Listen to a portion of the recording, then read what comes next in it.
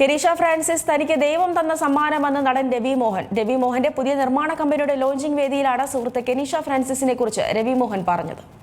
ചൊവ്വാഴ്ച രാവിലെ ചെന്നൈ ട്രേഡ് സെന്ററിൽ നടൻ രവി മോഹൻ സ്വന്തം സ്റ്റുഡിയോസ് ആരംഭിച്ചു. രവി മോഹൻ സ്റ്റുഡിയോസ് എന്നാണ് കമ്പനിയുടെ പേര്.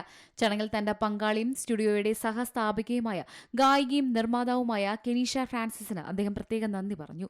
ഇന്നീ പരിപാടി നടക്കാനുള്ള ഒരേയൊരു കാരണം കെനീഷ മാത്രമാണ്. എന്റെ ജീവിതത്തിൽ ഇതുപോലെ എന്നെ സഹായിച്ച ആരുമുണ്ടാകില്ല.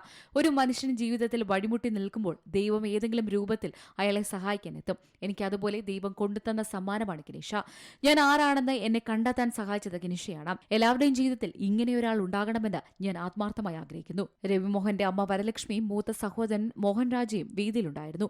കമ്പനിയുടെ ലോഞ്ച് ചടങ്ങിൽ തന്റെ ആദ്യ സംവിധാന സംരംഭത്തെക്കുറിച്ചും രവി മോഹൻ പ്രഖ്യാപിച്ചു. യോഗി ബാബുവിനെ നായകനാക്കി ആൻ ഓർഡിനറി മാൻ എന്ന ചിത്രമാണ് രവി മോഹൻ സംവിധാനം ചെയ്യാൻ പോകുന്നത്.